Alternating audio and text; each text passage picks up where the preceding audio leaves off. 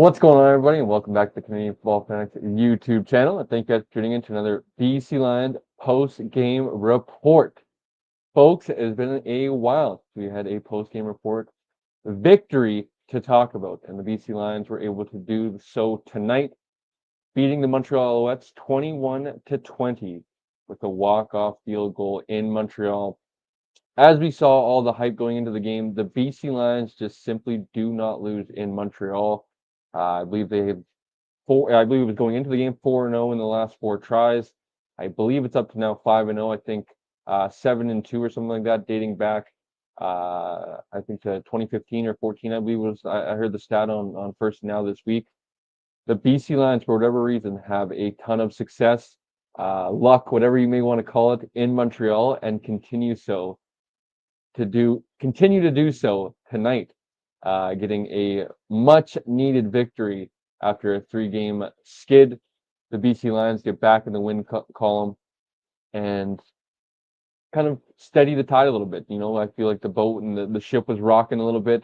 I'm sure, not only within the fan base, but, in that locker room, I would imagine, questions start to arise, and you start to, kind of second guess yourself. The doubt starts to creep in, I guess is probably the best way to say it, right? If, you start to lose a few ball games in a row, you start to maybe doubt whether or not this is a good team. If you're maybe, you say, a first year BC Lion, you start to doubt whether or not this was the right place for you, team for you.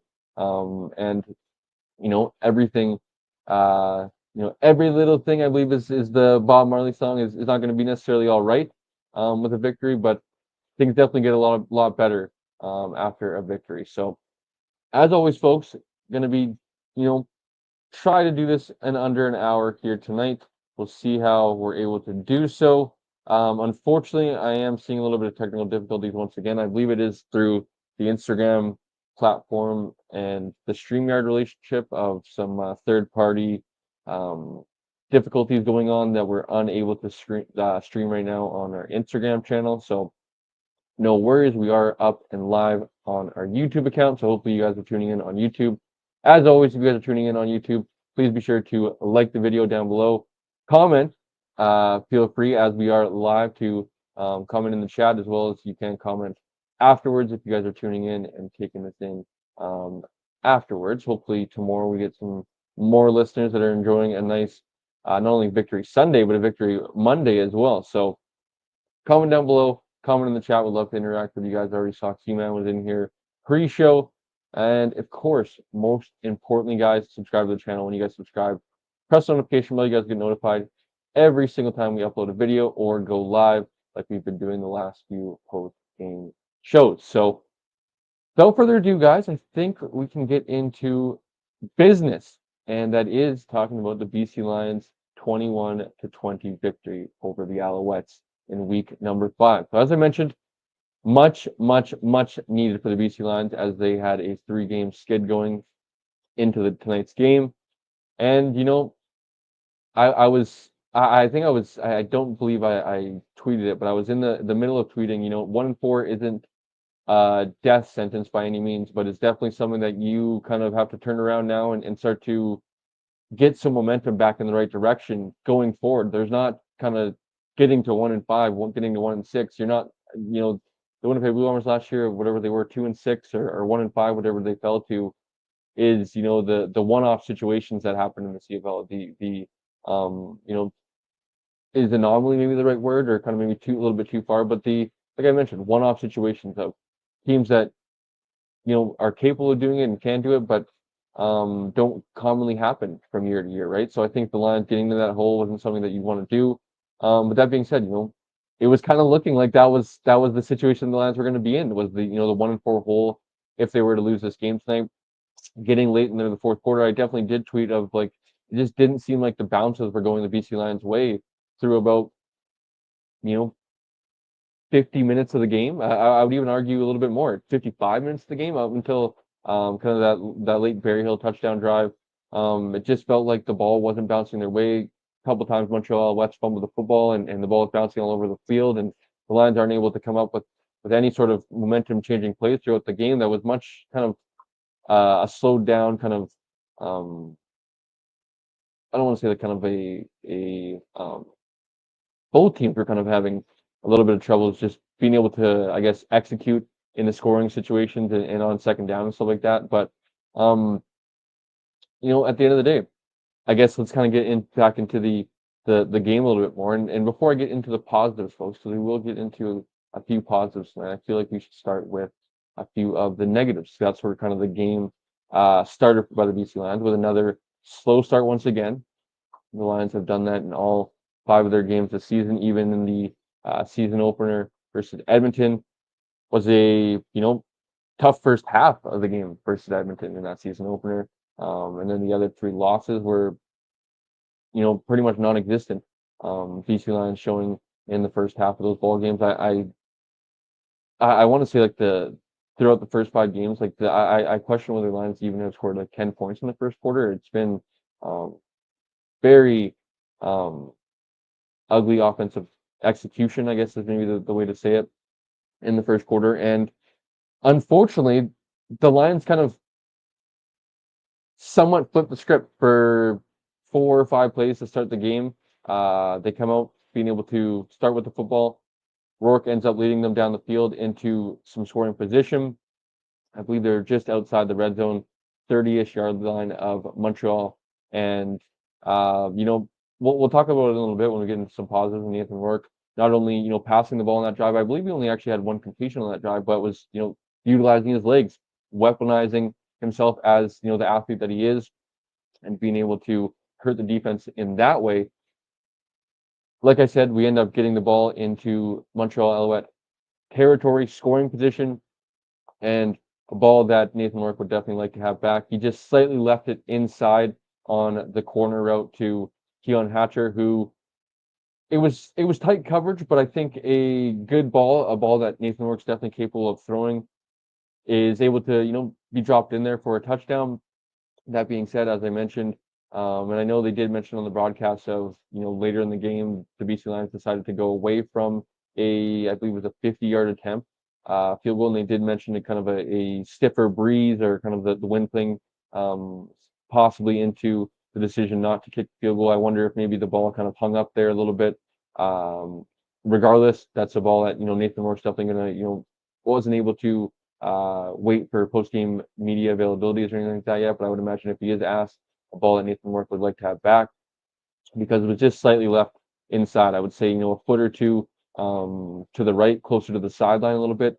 I think that's a little bit more of a 50-50 ball where you would have maybe liked to see Hatcher make a better effort trying to get to the ball, but at the end of the day was one that Rourke would definitely like to have back a little bit. So as we kind of continue to get into the negatives, I just want to quickly get into a little bit of positive, which is the people here tuning into the chat, which I appreciate each and every one of you guys. Q-Man, as always, I see Q-Man in here quite a bit throughout the post-game shows and previews and whatnot, and all of our content. So Q-Man, a loyal fan of the channel, a loyal fanatic, some might call him.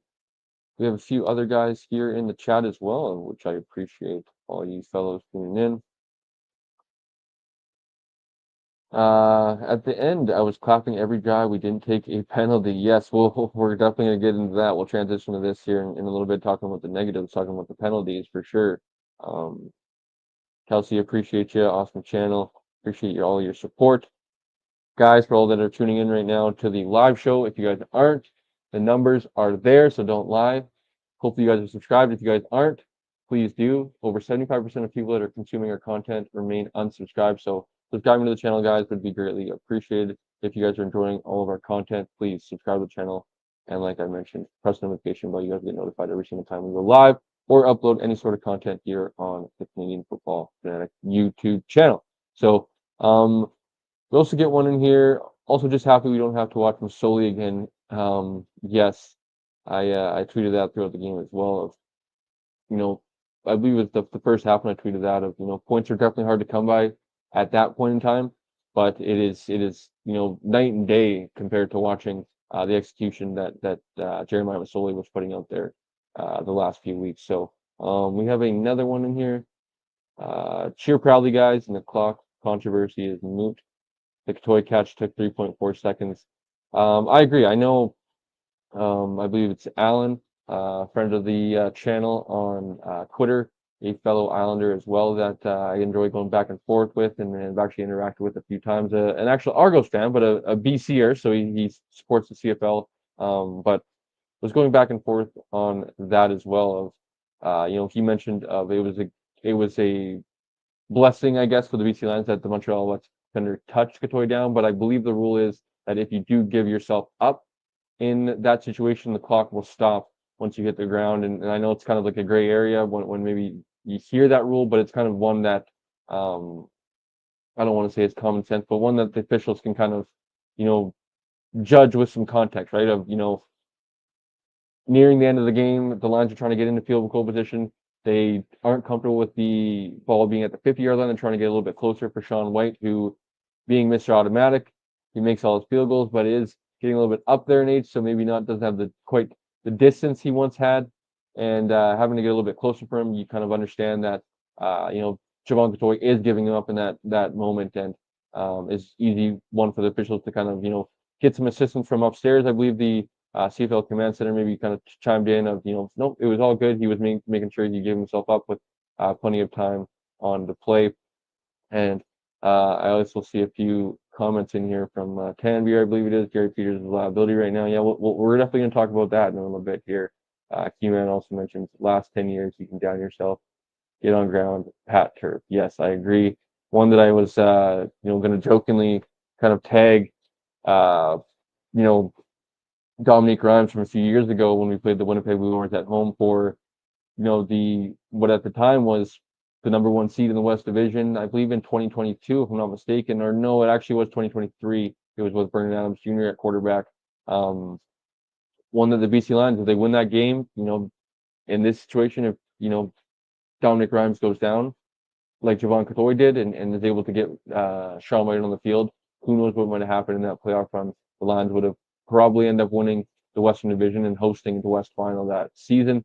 And Jevon Katoy learns from, past mistakes from, being on the team and kind of seeing that in the flesh and understanding that, once you catch that ball, don't waste any time, just go to the ground and try to get down as quickly as possible so you can get the field goal unit on the field. So when getting into the negatives now, fellas, as I was talking about, Nathan Rourke, we're driving down the field in the first possession of the game, end up surrendering some points due to an interception, just left inside, kind of fizzled out, kind of almost put a pin to our momentum of, put the pin into the balloon and kind of the air kind of started coming out of our balloon a little bit in terms of the momentum, in terms of our, I don't know if I'd say crisp or withermouth, because the Lions started moving the ball after that point, and we're doing a fine job. But it was the being able to get some rhythm, some execution when it mattered, right down into the red zone, into scoring positions. The Lions weren't able to do so for the rest of, I would argue, the next 2.5 quarters or so.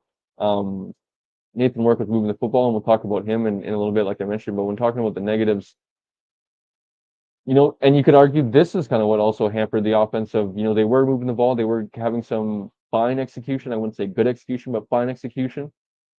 The penalty, and that's what we're going to talk about next, and is something that obviously in a victory is maybe something a little bit easier to digest, but it's been a problem for the Lions the last few weeks when the first, I believe, 3 or at least 2 weeks of the season, they were at the bottom in terms of penalties against, flags against, whatever you want to call it, in the CFL.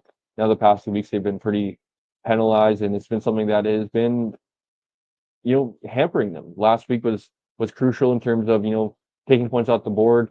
The McInnes offside comes to mind, and a few other ones. You look at tonight, there was some good, there was some bad. And obviously, there were some plays late in the game that maybe went in the BC Lions' favor, but for the majority of the game, it went against the BC Lions when talking about the penalties in this game. And I'll try to bring up the stats here quickly when talking about the stats here. But let me just get into team stats here. I actually can transition to actually just joked with him backstage here. Look what the cat has dragged in. My faithful co-host has once again joined me for a BC Lions post-game report. in victory fashion, I might add, one Blake Milton joining me once again. Blake, thanks for joining me, buddy. How are we doing? I'm doing a lot better after that last point 7, point 8 seconds, whatever that was. I was I was of course at work again and missed watching the game, but I listened to the Moj and Julio, and the Alouettes kind of kicked that field goal with 20 some odd seconds, whatever it was left. And I had I'll admit, Cole, there was this part of me that had given up on the game. I was like, oh man, 1-4, like here we go. And I missed the penalty, like the big penalty that gave the Lions instant field position. But of course, I know better than to turn off a CFL game entirely. So I tuned back into Moj and Julio. I listened to the last 3, 4 plays that Nathan played in the game. And then, of course, uh, the Alouettes tried, but Sean White's just too good. You can't ice that man. And the Alouettes, like I said, they gave the Lions point 0.7 seconds too many. And that was just enough for the Lions to escape with a 21-20 victory. Yeah, buddy. So you were just mentioning the penalties on both sides, the penalties late. I just kind of mentioned that as well. But we'll talk about that one in a little bit here, Blake. Before we do, getting into the start of the game a little bit more, and that was the penalty issues by the BC Lions. And you didn't need to watch the game. I'm sure if you're listening, buddy, that Oh, yeah. Julio and Moj were not happy as well, and was the issue for the BC Lions. I was just excuse me. Hopefully you guys can hear that one. I was just mentioning to all of our people in the chat that the Lions were doing a pretty good job of not taking too many penalties to start the year. I believe through the first 2 or 3 weeks, they were actually towards the bottom of the league in terms of penalties per game. The last 2 weeks, they've been probably the highest penalty per game teams um, in the CFL. So this game wasn't pretty, and was a big reason why the BC Lions were, not being able to at least be feeling a little bit better about themselves. When looking obviously at the second quarter, they're able to get a touchdown.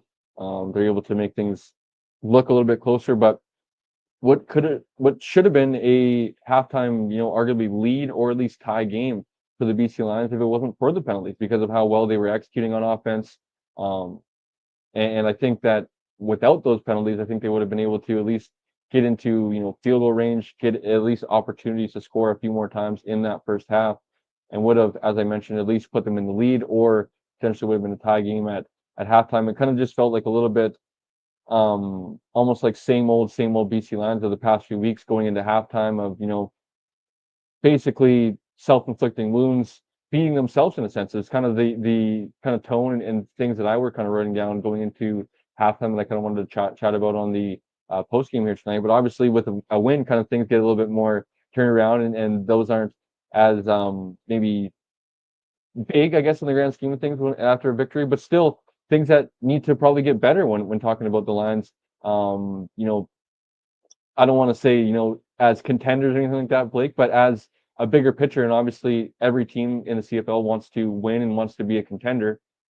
Those are the things that the Lions are going to need to fix, right? And obviously not wanting to be too critical in a victory, but they would say it themselves. I know Justin McInnis was asked at halftime, his halftime interview with TSN, and he kind of said it, right, that as soon as they stop beating themselves, I think they'll be in position to win this ball game, and sure enough, they were, and was one that I think hopefully Buck Pierce is going to be able to try to cut this before it gets a little bit too out of control, because it's one that that you can kind of leave teams hanging around in ball games, right? And next week is obviously going to be a big one when it comes to Edmonton and needing to take care of business, right? That is, no matter how you look at Edmonton, of they're playing better, whatever you want to say, regardless of how they're playing, that's one you need to take care of business, and it's one that with penalties, that's how you leave a team like Edmonton hanging around, and giving them an opportunity like Montreal did to us in a sense tonight, right? Of Montreal, you could argue, is the better team on paper, and their record even said so, right? But they left a BC Lions team hanging around, and sure enough, late we were able to win the game. The Lions can't do that with their schedule is getting a little bit softer, Blake, and it's something we're going to talk about as a positive here in a little bit, right? Is burst teams like Hamilton and Toronto and Edmonton coming up, as I mentioned, teams that are around maybe the same kind of level of play right now of not some clean football. Those are the games that you can't have costly penalties that give them opportunities to win, as you kind of saw with Montreal right tonight. Of whether we'll talk about it a little bit. It was maybe a little bit of a softer call or not. It was still a penalty that cost them the game. That if that doesn't happen, that I don't think the BC Lions win tonight. It was that much of a difference maker. Of the field position, the Lions started I think at their own 45-yard line opposed to a normal kickoff.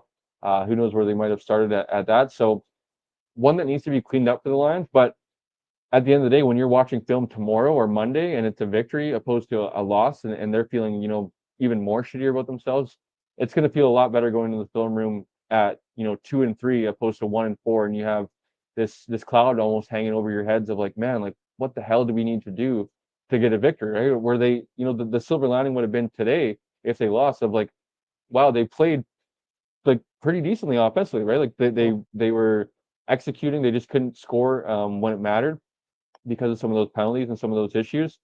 Now in a victory, right?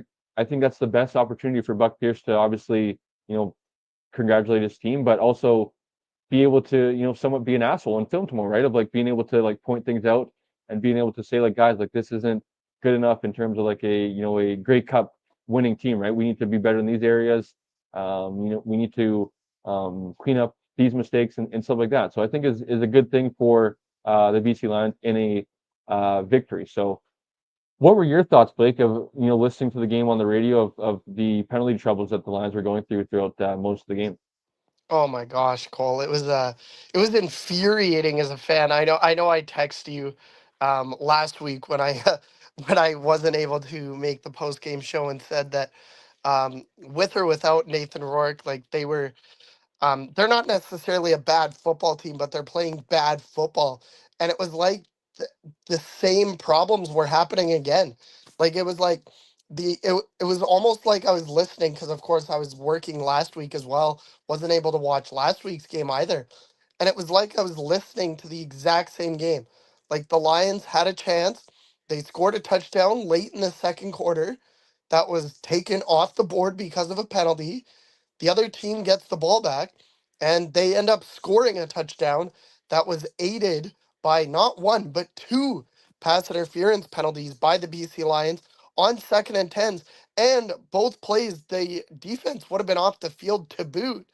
So that's just mistakes that can't continue to happen for, as you said, a team that hopes to contend for a Grey Cup. I mean, Winnipeg has gotten out to a good start.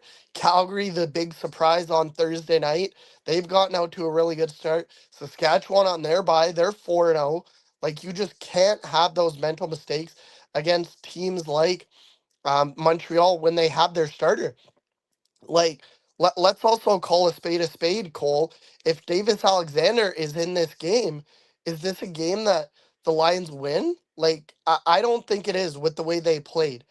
I mean, you never know. I mean, coulda, shoulda, wouldas.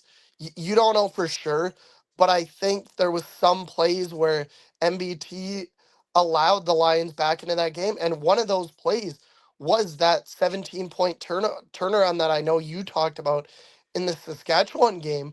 That didn't happen in tonight's game. Yeah, they got the turnover and the touchdown, or pardon me, the touchdown before the end of the second quarter, but they got the ball to start the third quarter and they didn't do anything with it. The Lions held them, they forced them to punt, and that, as you said, Cole, allowed the Lions to stay in the game, stay in the game, stay in the game, 17-9, 17-12. All of a sudden, the Lions take the lead late. And again, it's just the unnecessary penalties. I know that for a fact, Buck Pierce is going to be quite mad. I text you even at halftime because Moj and Julio went over the stats. 8 penalties in the first half alone for 108 yards. That is just completely unacceptable. I know the Lions were able to clean it up a little bit in the second half, and that's why are ultimately able to come out with the win. But it's the little stuff, like even the scrum after the game. There's going to be fines for sure coming out of that. There might be Might be suspensions, suspension, yeah. and there's just that cannot happen. I mean, it was very clear. I didn't even watch the whole video yet. I've only watched the first 20 or 30 seconds, and it was very clear even in those first 20 or 30 seconds that there was punches thrown. There's absolutely no reason for the Lions to get involved in that. You've won the game. You basically, again, let's call it what it is. You basically stole the game from the Montreal Alouettes because of an undisciplined penalty that they took themselves. And it was just like there's no reason to get involved in that.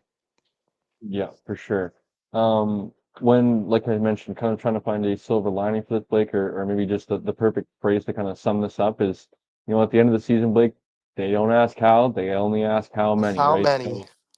So at the end of the day, this is a good thing for the Lions if they get back in the win column. But like I've already said, don't want to beat this dead horse too long. But just things to work on, which is a good thing for the Lions this upcoming week. A team that will remain hungry, right, to continue to get better, to continue to hopefully show that they can put a full 60 minutes together, right? And so continuing with a few more negatives, Blake, before we get into the positives, because folks, there is some positives to talk about. After all, we have snapped a 3-game losing skid. So some positives to talk about.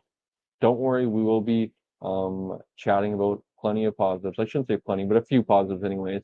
And where I want to go to next, Blake, is the defense, Blake. And there was some costly penalties from the defense. Mhm. Q-Man puts here in the chat of the defensive pass interferences of, Jalen Edwards Cooper at the transition he's made to playing halfback from corner has been a up and down one, and it's been a down one the past few weeks here of him getting beat in coverage, and then the 3 defensive pass interferences he gave up today were pretty blatant and obvious ones, not ones that are egregious that we're talking about in the post game of like ones that shouldn't have been thrown.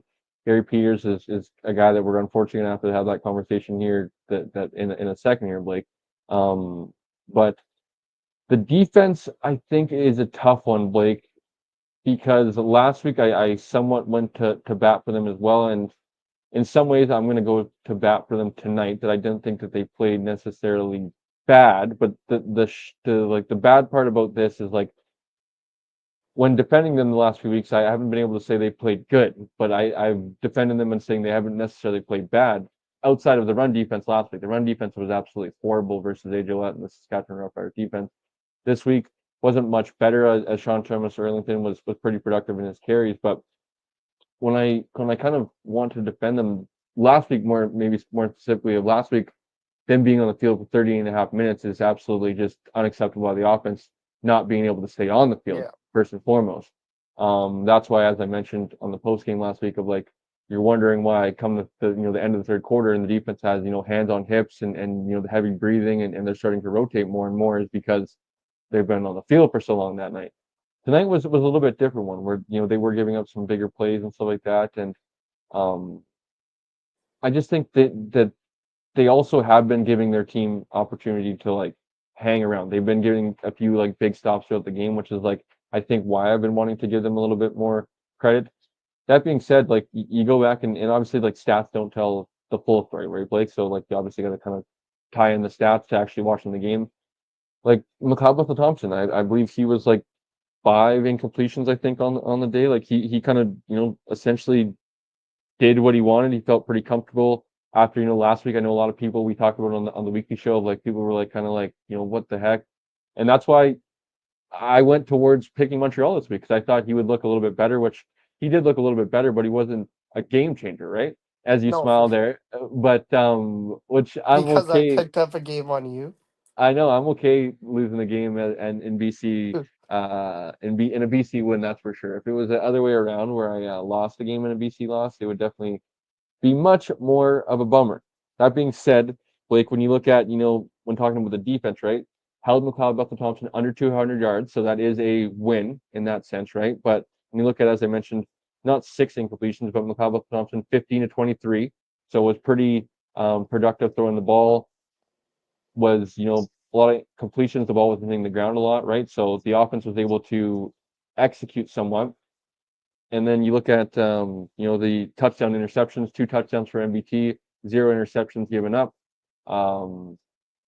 Then you look at the run defense, right? Where, as I mentioned, they didn't necessarily get gashed, but when you look at Sean Thomas Erlington, 11 carries for 76 yards, 6.9 yards per carry, 7 yards a pop, pretty much for STE. Mm. Not necessarily great, but when you look at everybody else, Travis Tice, who I know our guys at the flight deck had on this past week, and I talked Yeah. with Cliffy about that they were kind of high on, and that he's impressed from Alouettes fans' perspective.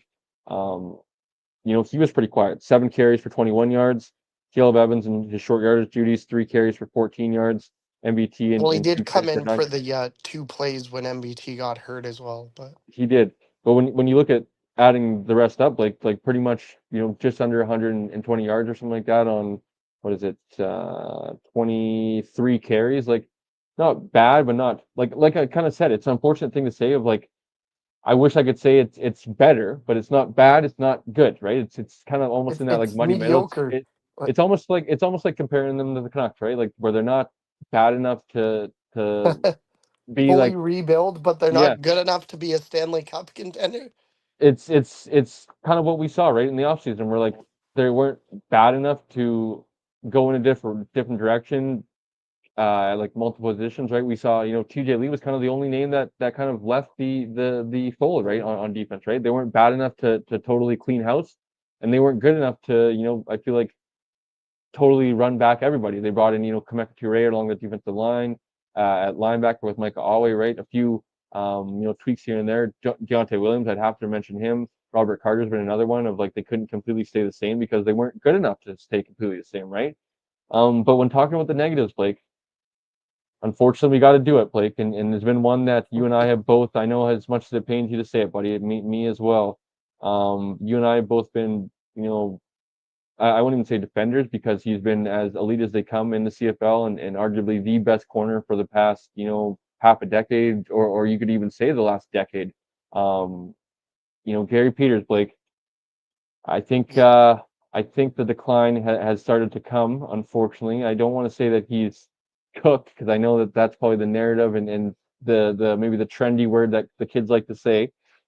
I don't necessarily believe he's cooked, but I would like to kind of think that the decline has come of like yeah. the days of being able to rely on him locking down other teams' number one receivers. I don't necessarily think we can rely on that anymore, and teams are just targeting him now, right? We're like we never saw this in the past. Like teams just totally would avoid his side of the field for not only games at a time, but you could argue seasons at a time back like Mhm. previously, Blake. And it's quite clear of not only like multiple people in the chat, Blake, but multiple people on social media, bringing it up and kind of wanting to talk about it, which is an unfortunate one, right? Of um,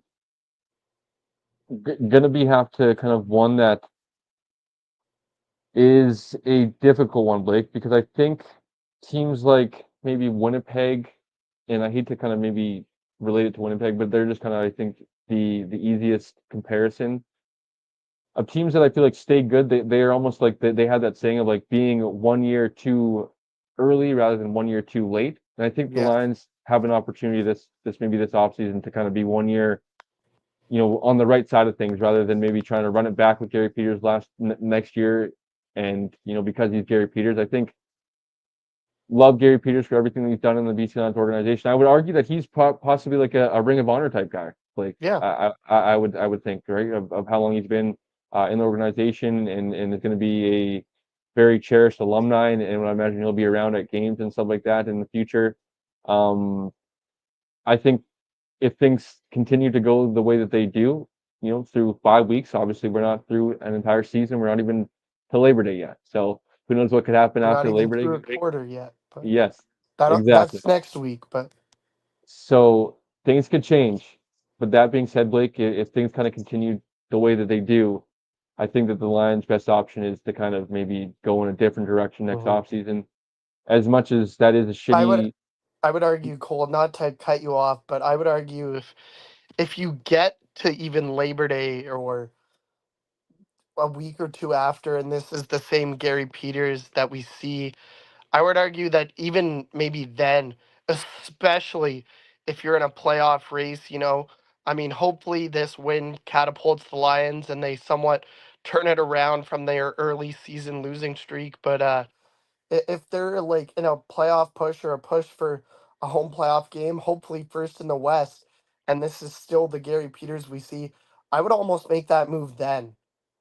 Yeah, it'll be interesting to see. Like I said, I think that the best thing for me that comes to mind is like just being 1 year. I wouldn't say early because as we've seen, maybe it could have been almost similar to a TJ Lee situation, right? Where we moved off TJ Lee, and regardless that we haven't seen TJ Lee yet this year, right? So who knows if maybe they were right in that sense, right?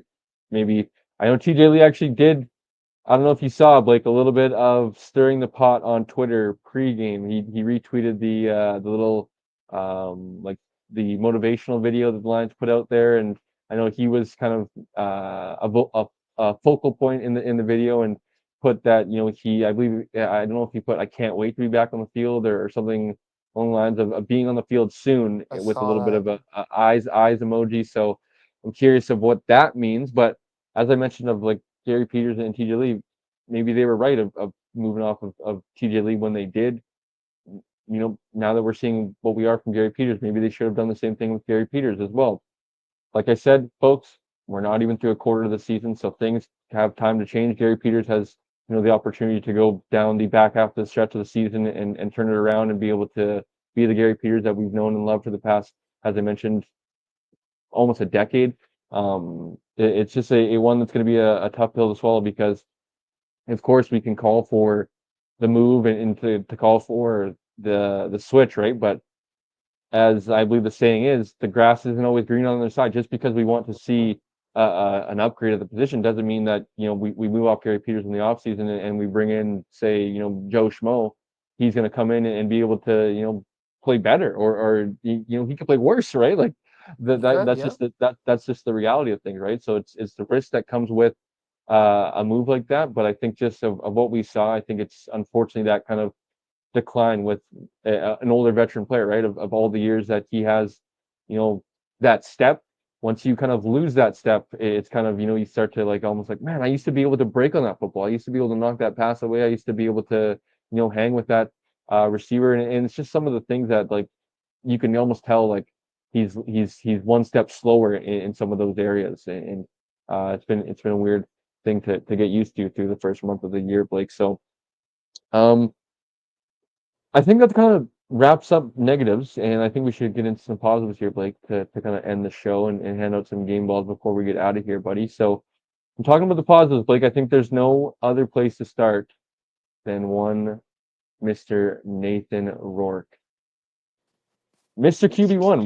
We'll get into Mr. Automatic here in a little bit because that is a positive as well, and a few others that I want to chat about. But you know, you and I definitely had this conversation as you mentioned over text and stuff like that of like, this isn't a bad football team, but they're playing bad football right now, right? I think Yeah. that was the conversation we were having last week, and obviously we kind of also had the conversation like there is the caveat of like the Toronto Argonauts without Chad Kelly, the BC Lions still aren't without Nathan Rourke, right? The last few weeks, and what are they going to look like with Nathan Rourke? And then you could argue with they arguably played the top three teams in the CFL back to back to back to back, with back to back versus Winnipeg, Saskatchewan, and Montreal.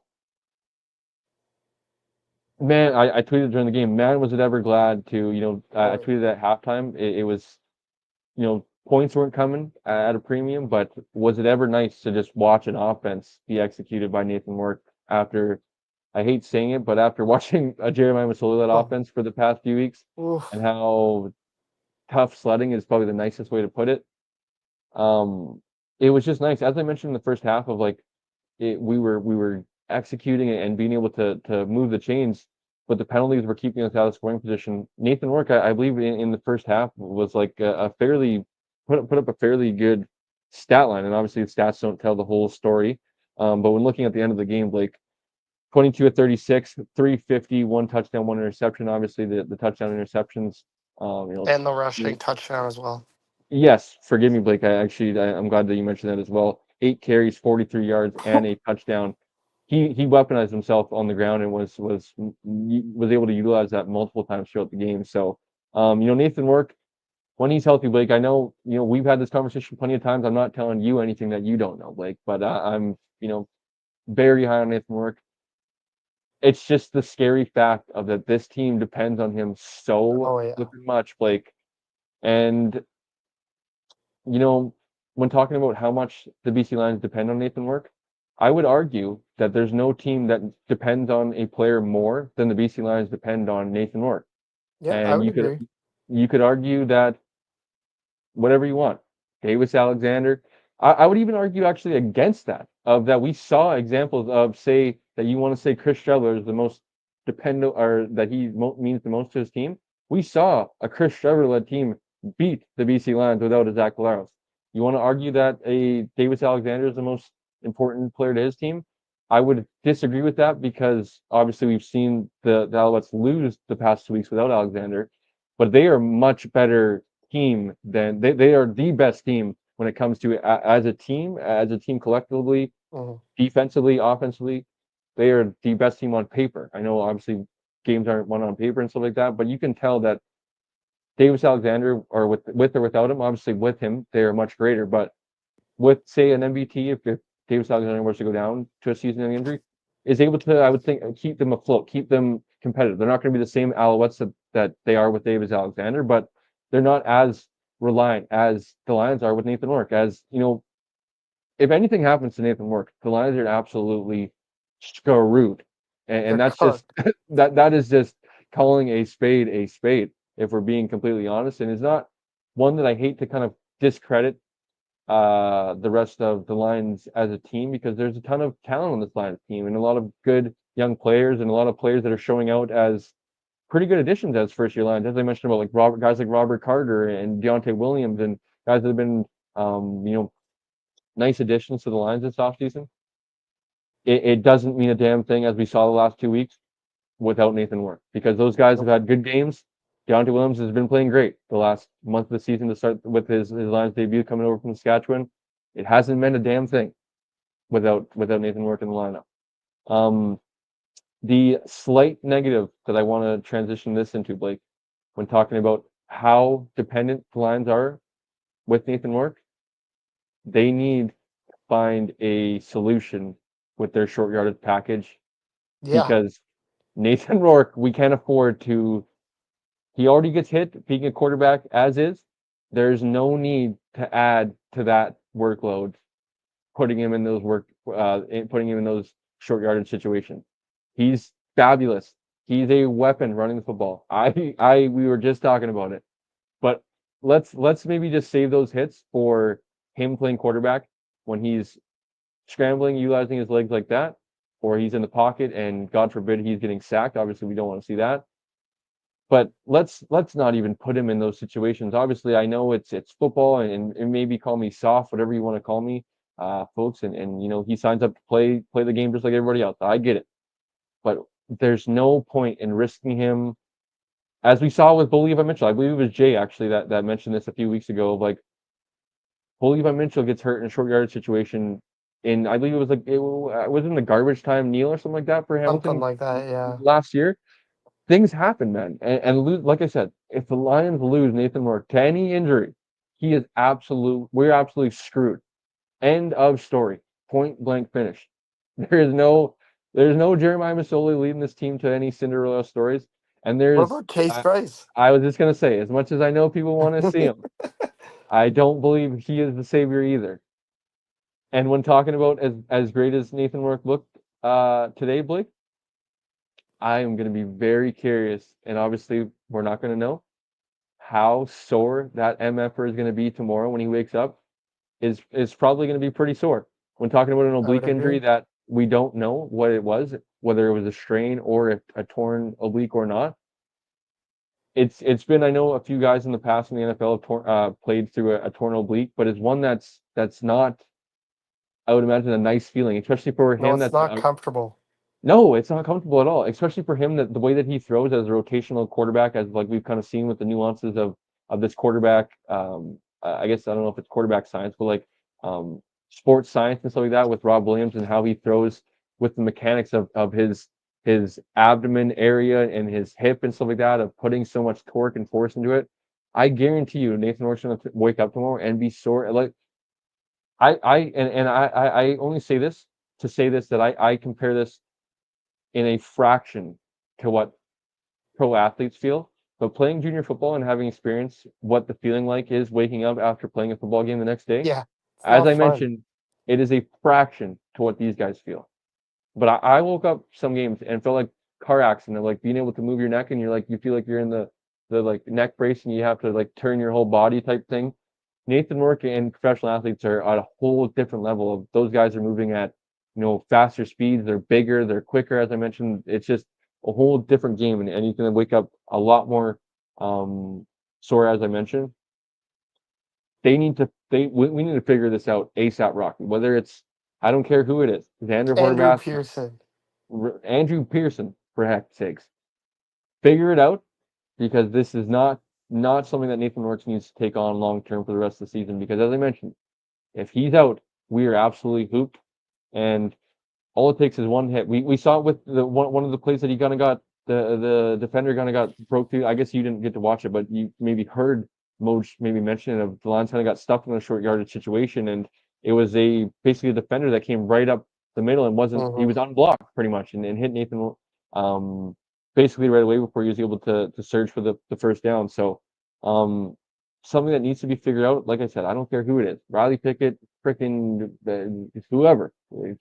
Have game of musical chairs. I don't care how you do it, how you draw straws.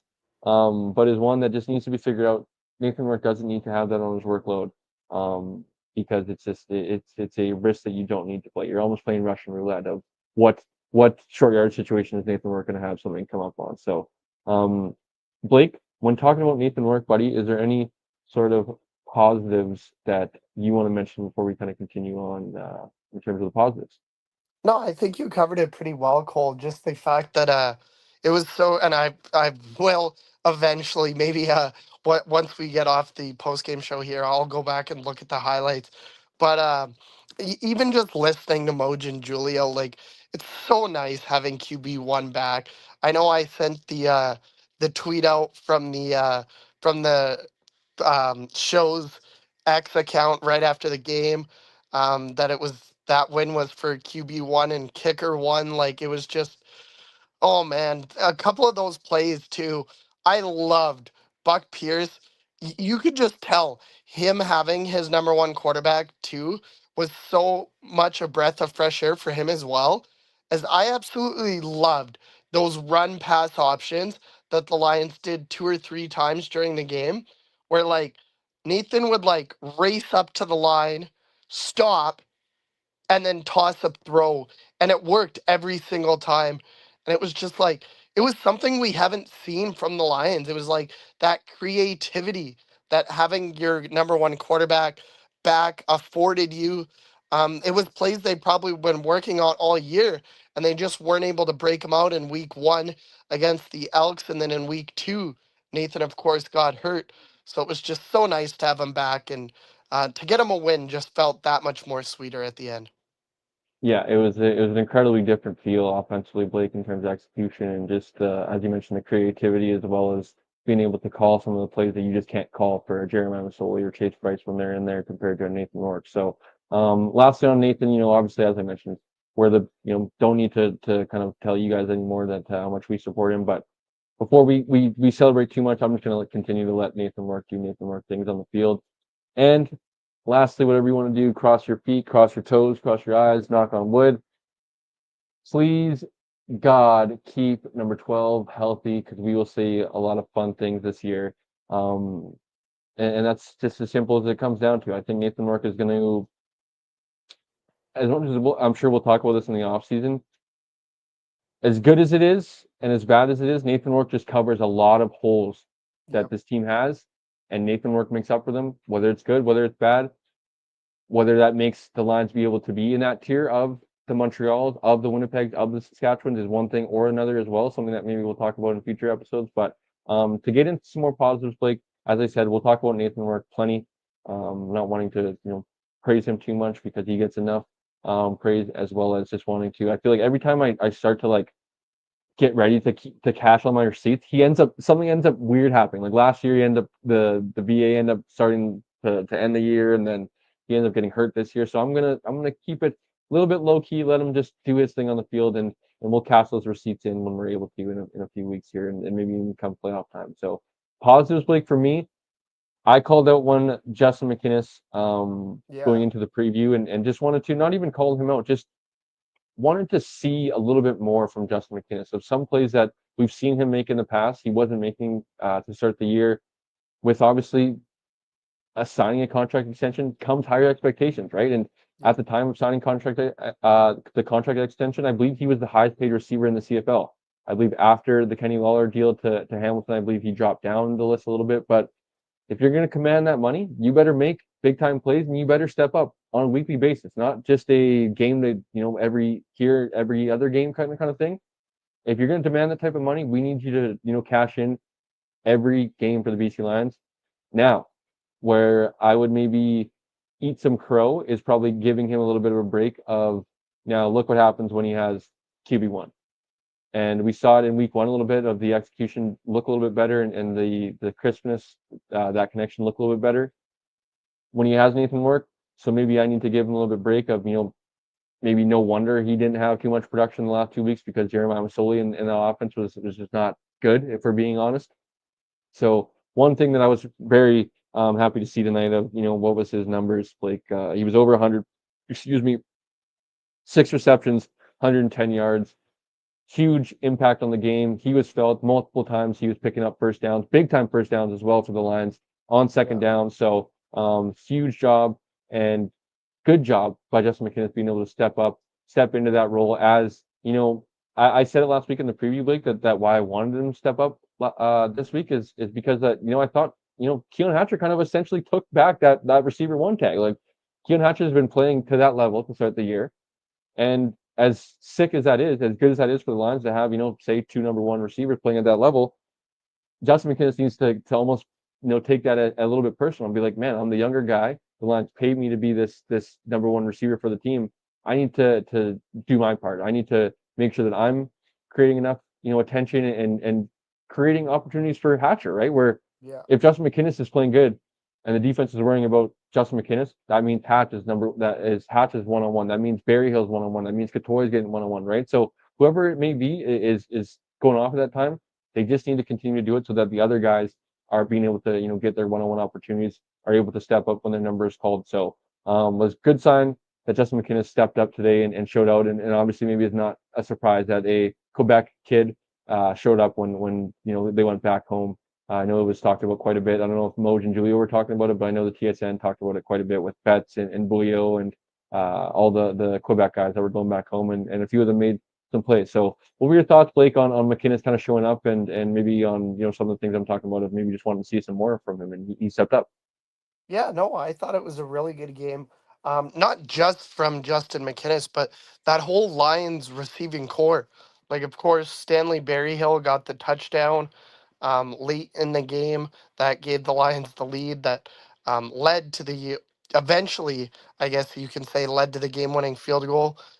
Keon Hatcher, I thought he had a really good game as well. You just mentioned him a moment ago. He made two catches, or pardon me, one catch to start the drive. McInnis made another, and then of course Katoy made that last catch before the field goal. But I thought it was a really good game from the Lions receivers as a whole. I would agree with you though that we need to see more from Justin McInnis. There was a catch late in the game. I can't remember. I don't think it was on the field goal drive, but I believe it was on the touchdown drive where the Lions they were second and 10. They had taken a penalty as well that the Alouettes declined. And all of a sudden, there comes Justin McInnis with a 25-yard catch from Nathan Rourke. It keeps the drive alive. The Lions had another second down conversion after that, pardon me, and then it led to the Stanley Berryhill touchdown. So it's just the big catches, like you said, Cole, knowing that his name needs to come up big when it has to. I would argue that he even admits that he needs to be better. There was a couple catches specifically for Hatch, I'm breaking off to for a moment, but where Moj and Julia were saying like that's one that Hatch usually has, and I know that he didn't make a couple, so McInnis stepping up in that spot, making those catches, and then of course all three of Katoy, Hatcher, and McInnis coming up big on that last drive. Yeah, it was a tough one. I agree with Moj and Julio that it was one that Keon Hatcher makes. It was a tough one because the defender was on his hip and made a pretty bang bang play on the ball that maybe kind of took Keon's full attention from bringing in that ball away. That I think kind of tied into why it was an incomplete pass, but would have been one that could have been a huge game changer for sure.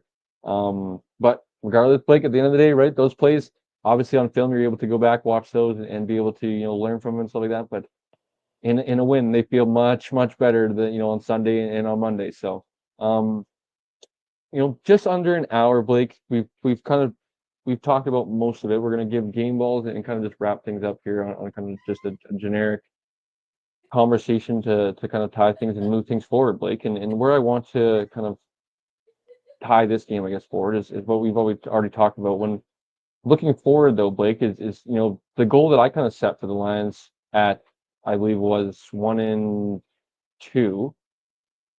1-2 before they went or before they Went to hosted. Saskatchewan.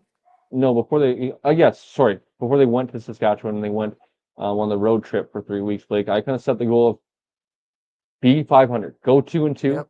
split with Saskatchewan, beat Edmonton, handle your business versus Edmonton, and I think you're in fine position at 3-4, which would have made them right. Would have been 3-4.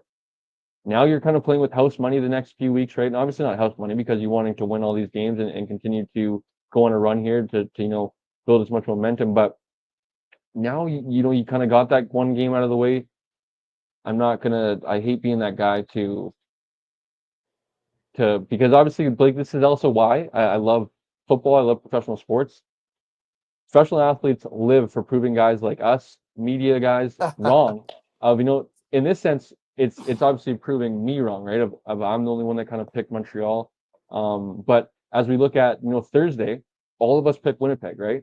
Calgary comes out and shows that this is a week to week league, right? Of you Yep. can only be so good this week. Maybe you come back down to earth this week, and you're only The as good Elks as your tomorrow. Not to cut you off again, but we yeah. all picked Ottawa except for you. That's what I mean. So it's like professional athletes, as much as we might say that this one's an easy one, right, in the picks, and it's a clean sweep, right?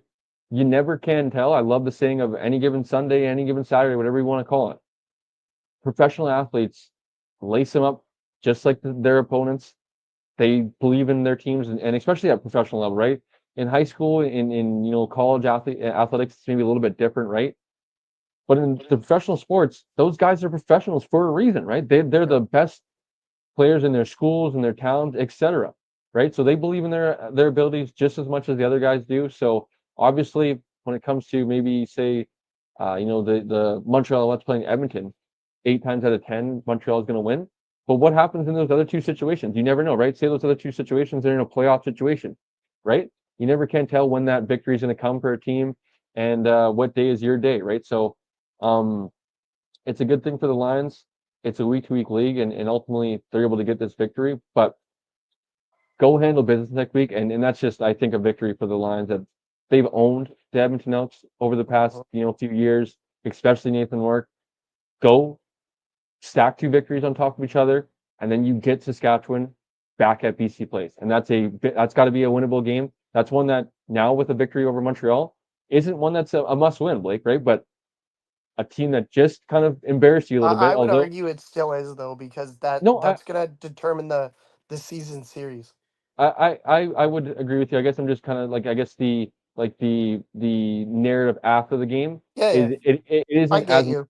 it isn't as much of a bummer after the game, right? Of like after the game, there's some positives to kind of spin versus if they lost to Montreal, they beat Edmonton, and they finished 1-3 over this kind of month stretch. It's kind of like man, like you didn't really gain. At that point, they're 2-5, and they're basically at Winnipeg. And as I mentioned before you joined, Blake, the Winnipeg situation is basically a one-off, right? Like how many times does a 1-5, two and Hmm. six team come back to life, right? It just doesn't happen too often. And although the Lions could have an opportunity to do that, I just don't think it'd be possible. So you know, losing to Saskatchewan and going 2-2 over the next month of the year or month of the season wouldn't be the worst case scenario. But I would imagine, as I said, they should be pissed off. They should take care of business for Edmonton. Kind of stack that 2 game win streak, and then you get Saskatchewan back at your house, back on your field to, they embarrassed it. Like, if we're calling a spade, right? That Yep. first half was close. As we said, 17-point swing was a TSN turning point and kind of flipped that game on its head. But what was the final score? I believe 38-17 or something. 37-18. So, they took it to us, right? That second half, they kind of put the gas, they kind of put their foots on our neck and really put an emphasis on that win. The BC Lions need to take that personal, and it's a great opportunity to go win 3 straight ball games in a row and get back on track of your season. And kind of, as of now, I think rightfully so, they're not in that category of Montreal, Saskatchewan, Winnipeg, which I think are the rightfully 3 best teams in the league. But as we've talked about for the first 3 weeks, Blake, or the last few weeks, and I know you guys maybe feel a little bit different than I do, but I think outside of those 3 teams, it's basically wide open. And I know Yep. you guys are high on Calgary, and I am in a sense too. But as much as I'm gonna kind of come back to it, I would like to see Calgary do it when it matters. I hate to say this because I love the guy and I love the person that he is. We got to see Vernon Adams do it when it matters most. Yep. In November. In November. Nathan Work, same thing. Nathan Work's not off the hook either because he's unproven in November as well, right? When we think of 2022, that was July, August, right? That wasn't any. And then he got hurt. So Nathan Work needs to prove it come playoff time too. But that's what I mean of Trevor Harris, although he hasn't proved it maybe yet in playoff time, a veteran. I like that Saskatchewan Roughriders team. Zach Collaros, that Bombers team, they proved it. Montreal Alouettes, they proved it. Everybody else, it's wide open in my opinion. And the BC Lions, if they can continue to just hang around, chop wood, go on this win streak, and then the schedule break after that, we go to Edmonton next week. We host Saskatchewan. We have a home and home with Hamilton. We play Toronto, and then we have a home and home with Ottawa. A very, very winnable next, arguably 2 months of the season, Blake. Yep. So it's a huge opportunity for the Lions that what just happened, that 3-game losing streak, which was a bad one. It was a tough, it was an ugly one, for being honest. Gone, just like that. And as I used to make fun of, Elks fan, good friend of mine, Daryl, he used to always say, the season doesn't start till after Labor Day.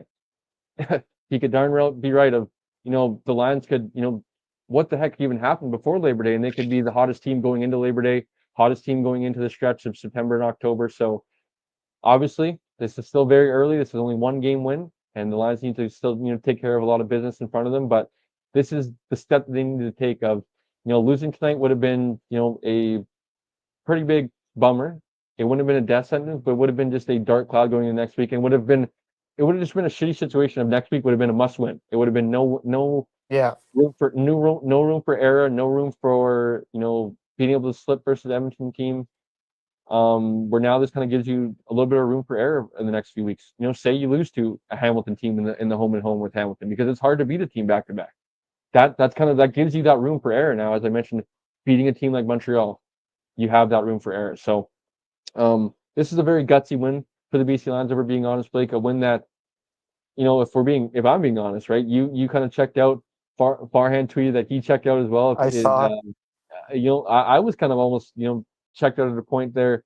Once Montreal scored, and then the penalty changed the game on its head, right? And I guess I didn't really get our opinion. And lastly, before I throw it back over to you, Blake, if that happened to the Lions, I would have been pretty upset. Not gonna lie, it was. I haven't seen the play yet, so I don't have an opinion. But from the replay I saw, it was a very soft, but it was the right call because he was the second guy into the fray, right? And it was kind of Matthew Betts going at it with Pierre Lestage, I believe it was, the offensive lineman. Lestage. And Betts and him were kind of tangled up back and forth.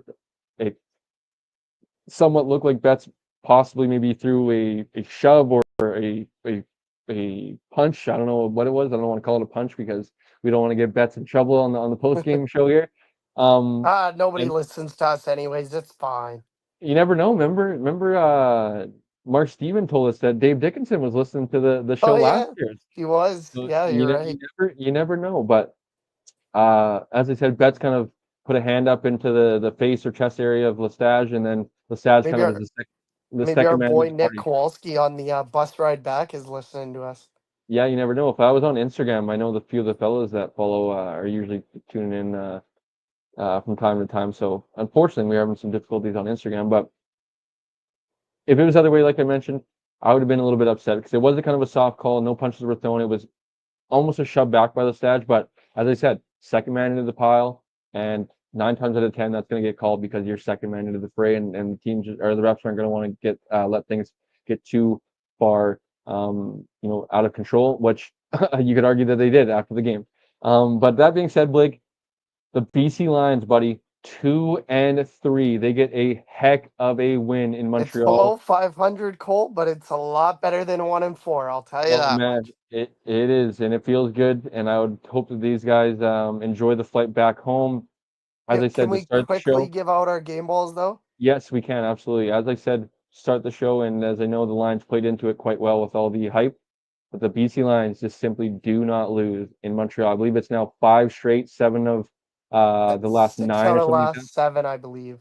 Yeah, But something like that. The Lions just, for whatever reason, incredibly hot.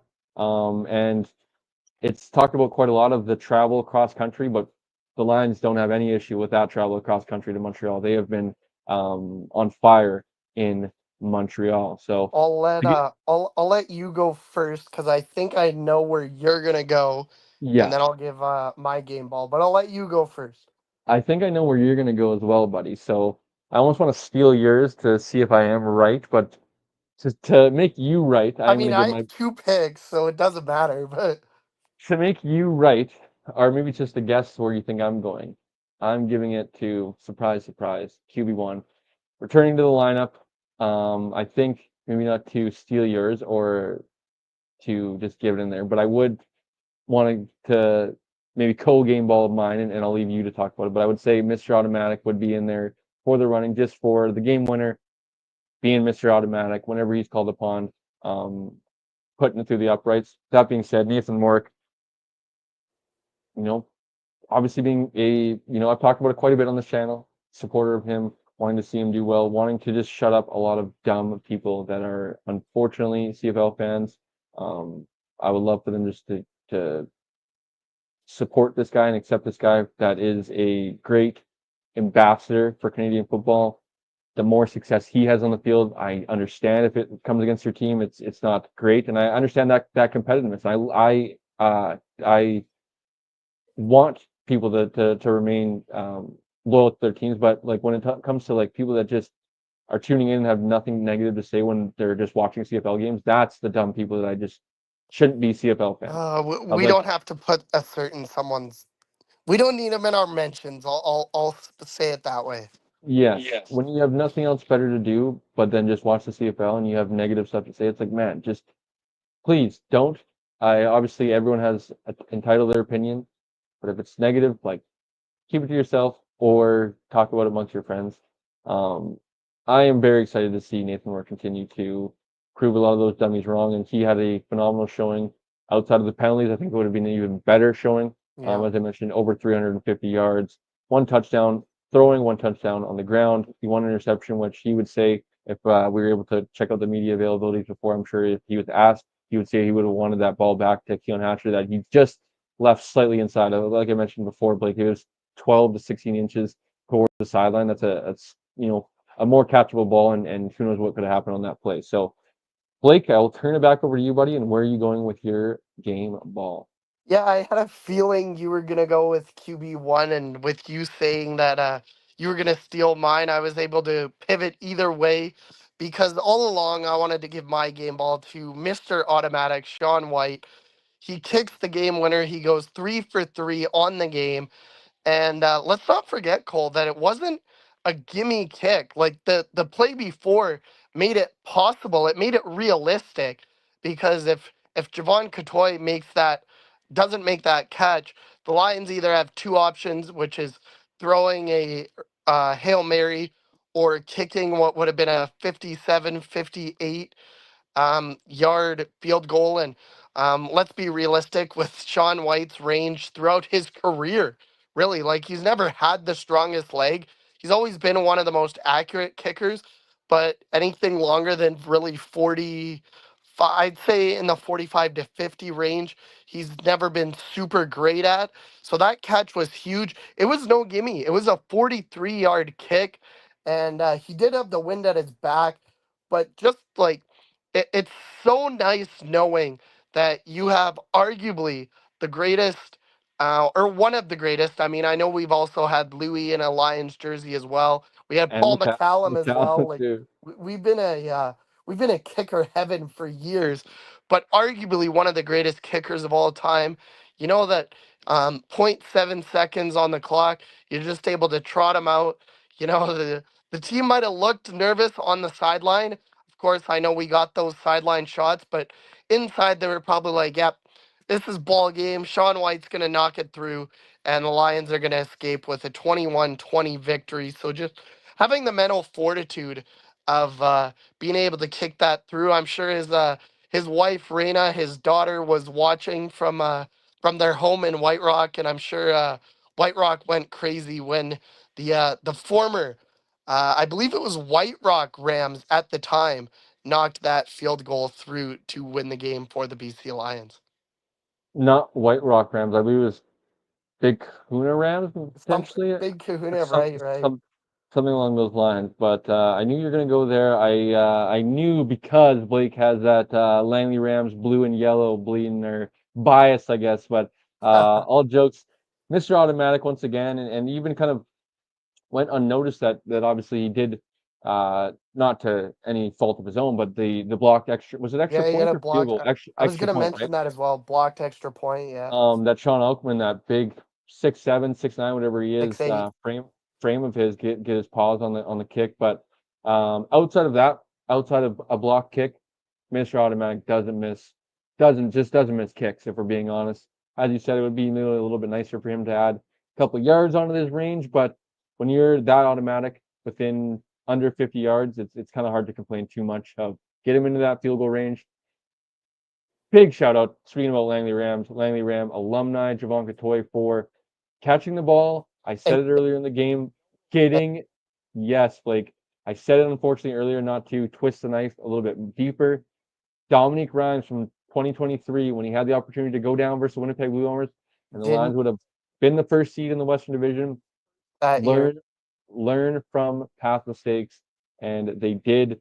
Going down in that situation, I know there was a commenter up earlier in the chat, Blake, that mentioned of there's people that were not happy, and probably Montreal fans that there was time left on the clock, but that there was clear time when they showed the replay on TSN of gave himself up, time on the clock, and just perfect execution from a late game situation for the Lions, taking advantage of the penalty. The Montreal Alouettes being backed up to kick the kick off, getting a few plays to get in the field goal range, executing a play that they didn't. I don't know if they knew what was gonna, kind of the outcome of that. Of there was 7 seconds left, the clock was clocking down, no timeouts left, and what do? You're not in field goal range yet. Do you go for the Hail Mary and just try to hope for something special, or do you throw that one quick pass, which they obviously noticed that the defense was playing, prevent defense, not wanting to give up the Hail Mary, hit them, quickly underneath and get down for a few more yards to get in field goal range, and was perfectly executed by the Lions. Was fabulous job, and just makes things a little bit nicer, Blake. As I said a few times in the past of like doing these post game shows and being grateful to do this, I'm even more grateful in a victory, Blake. So as I always, showed Blake, up. and you showed up, buddy. Week number 5. I love to see you back in the saddle with me, and maybe it's a good thing that Blake's back in a victory. So hopefully we keep them coming. Hopefully there's more to come in terms of BC Lions post game reports in a winning fashion. So Blake, before we get out of here, buddy, as of course we got to remind all the folks for tuning in. I feel like I wanted to say something, but I kind of slightly forgot. Of course, you guys can follow us on our social media platforms. We're on Twitter or X, whatever the kids are calling it, @_CF Fanatics. You guys can follow us on our Instagram account as Blake. We are nearing 3,000 followers on Instagram, Let's which would be go. so sweet to hit by, say in the next couple of weeks. So even say next week, let's say, August 1st. as I look at our Instagram account, 2,991 followers on our Instagram Oh, we account. can do it, Cole. We can do it. We can do it by next week, ladies and gentlemen. So head over to our Instagram account, follow over there. And of course, for anybody that's tuning in, actually, I guess we're not live on Instagram, but for anybody that is coming over from our Instagram account, please, friends, subscribe to the channel. As I know it is picked up recently that we are up over 420, I believe 422 as of the time of this recording. 422 subscribers, but that is quite the difference in numbers of 2,991 to 400. So folks, head on over to the YouTube channel, subscribe to the channel. It would be greatly appreciated when you guys subscribe. Hit the notification bell. You guys will get notified every single time we upload a video or go live like tonight's post-game report. So, Blake, before we get out of here, buddy, is there any final thoughts from you that you'd like to throw into the people? No, just happy to be back. I guess I'll throw a apology for not being sooner to our loyal listeners, but it's unfortunately just it's been a mixture of things with the Lions schedule and work and stuff like that that I haven't been able to tune into a post game show. But as always, I know the first few weeks I wasn't doing it as loyally as I should have, but I've been started doing it again. These last 2-3 weeks is, as always, the morning of a Lions game. You can expect the 3 keys to the game from myself that'll get posted to our X channel. You can, of course, follow us there. And then just follow us on our personals. Mine is my Twitter is at Blake3653. My Instagram, b.milton97. And I will quickly allow you to send the people your Instagram and Twitter there, Cole. Super nice and simple. At Coleman Garvey on both, no spaces, no capitals, so you guys can find me nice and easy. Other than that, folks, though, it is that time of year. As I already said last week, I recently partnered with the BCFC to be doing a ton of content this year. So look out for that as well, folks. If you're on the YouTube channel right now, we have 2 of our season previews out, more to come this upcoming week as the BCFC season kicks off. Rams. July 19th. Yes, that one's coming out as well too in the near future here, Blake. But after the season previews, as I mentioned, we are collaborating, partnering with the BCFC. We are going to continue our talks with Tyler McLaren, president of the BCFC. Had one to kind of make sure that we, I guess, officially partner. And then we're having another one to figure out where our weekly show, once the season starts, is going to air. I think as of now, from the conversations we've had, they want to have their have it on their platform. So we could potentially be doing a show on the BCFC channel. So stay tuned. I will be updating people as much as I can on our social media platforms and all that stuff. But as I said, for now, we'll be having all of our BCFC season previews coming out on our channel. So we got the BI Raiders one out right now. Okanagan Sun tomorrow, Sunday, July 6th, we'll have out another one, and then so on and so on from there until probably about July 13th or so, as the season kicks off July 19th, and we'll get into that game week, and then that'll be the first episode of. Not sure what we're going to call it quite yet, but maybe something along the lines of this week in the BCFC or something like that, where we'll have some fun talking about BCFC football.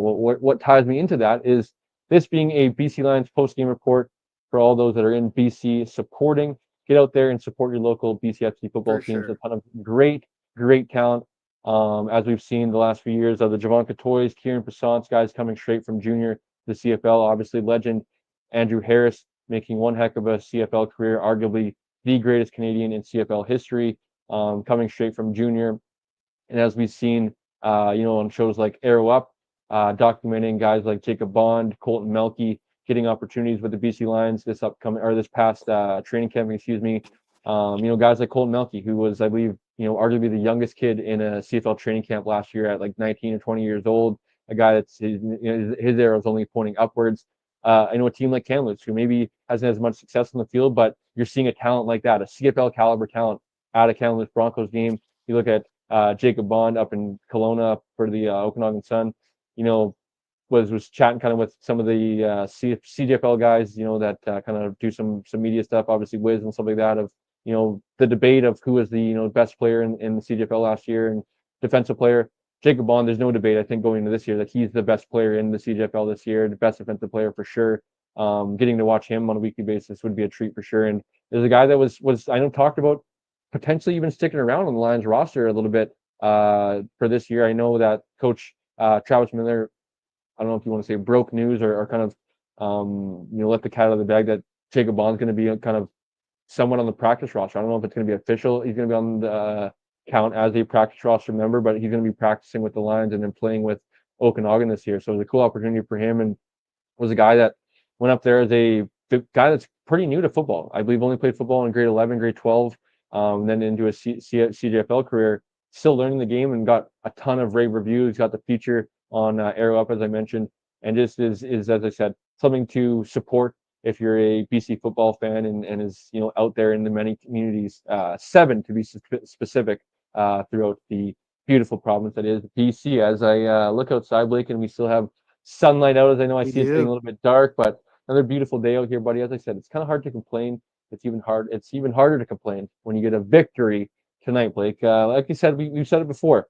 Wasn't an ugly one. It was sloppy at times, but at the end of the day, Blake, they don't ask how, they ask Just how how many? many, buddy. So that leaves us for the end of another post-game report. You guys will see us next week. Of course, reminder, one last one, folks.